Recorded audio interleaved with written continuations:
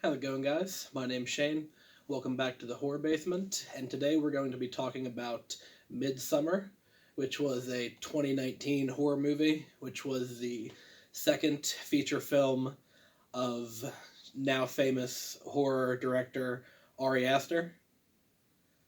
This movie follows Danny, who is a college student, and at the very beginning of the movie, her sister commits suicide using the carbon monoxide from a running car that she tapes a hose to her mouth, and in doing so, she also essentially murders Danny's mother and father as well. So essentially, Danny, in the first few minutes of this film, has lost her entire family. And the worst part about that is that she can't depend on her boyfriend Christian for support. Christian is another college student.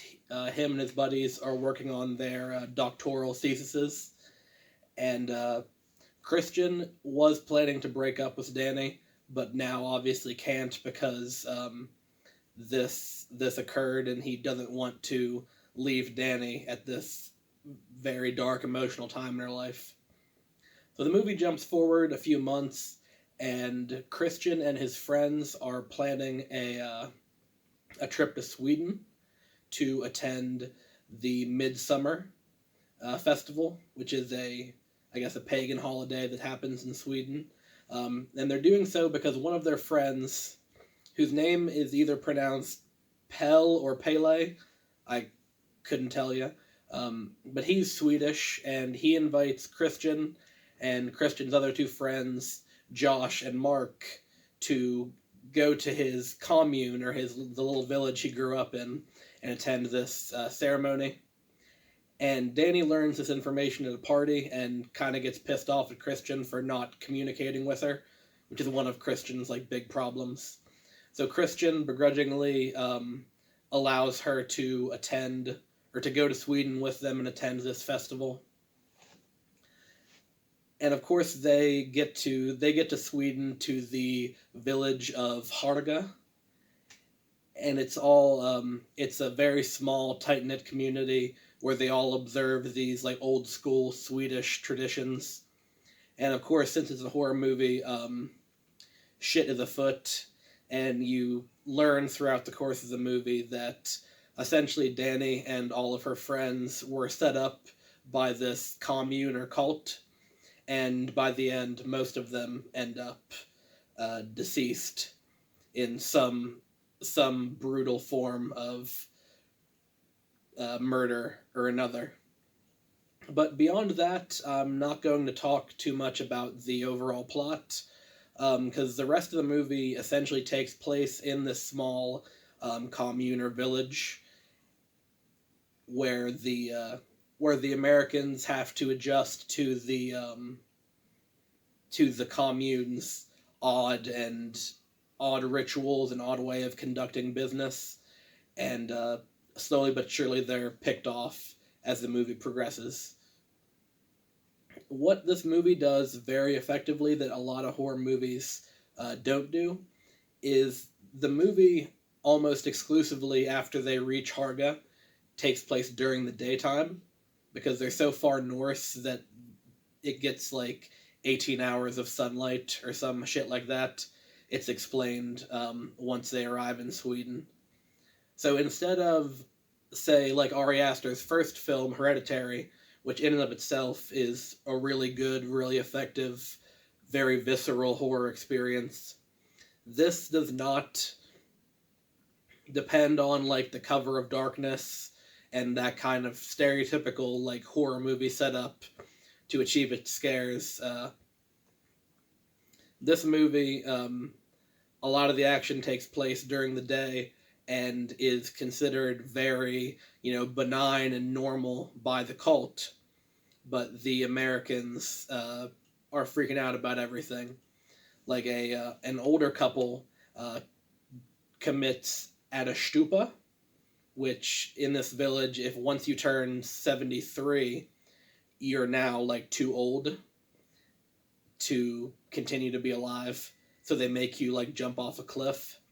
And it's a married couple. The woman goes first, and does a perfect, like, belly flop onto a rock and dies instantly. But the old dude decided to take the, like, pencil dive technique and just fucked his legs up, like, all to hell. So they get the traditional village big-ass hammer and just pound this dude's skull into mush.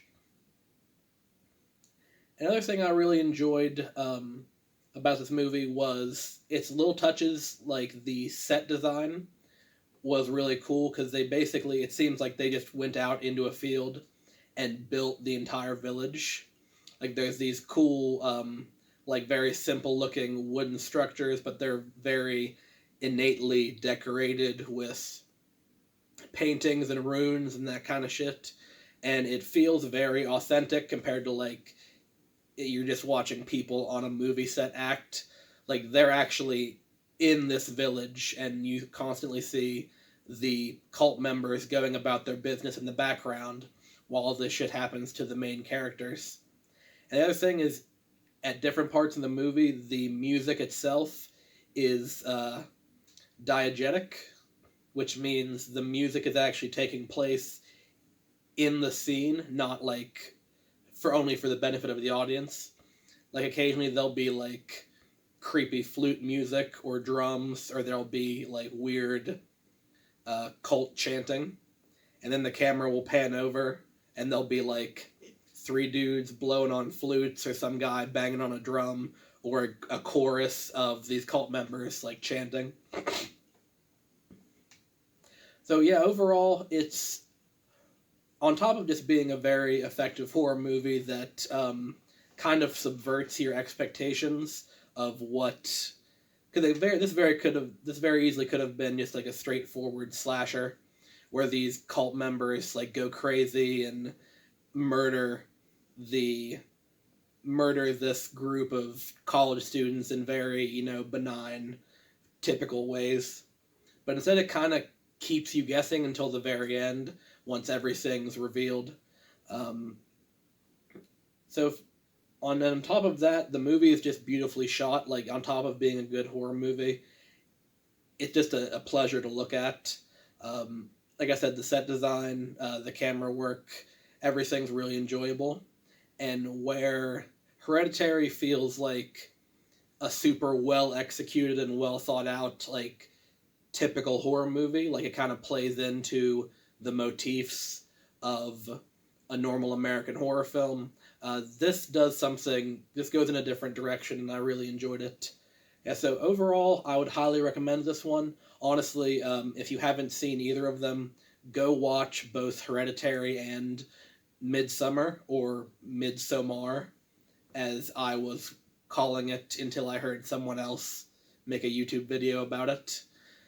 And that's gonna, just watch those 2 movies, and once Ari Aster makes another movie, watch that as well. I really enjoy his work. That's going to be it for today's video. I hope you enjoyed it. If you did, leave a like, subscribe, and hit the notification bell for more, and I'll see you all in the next one. Thank you.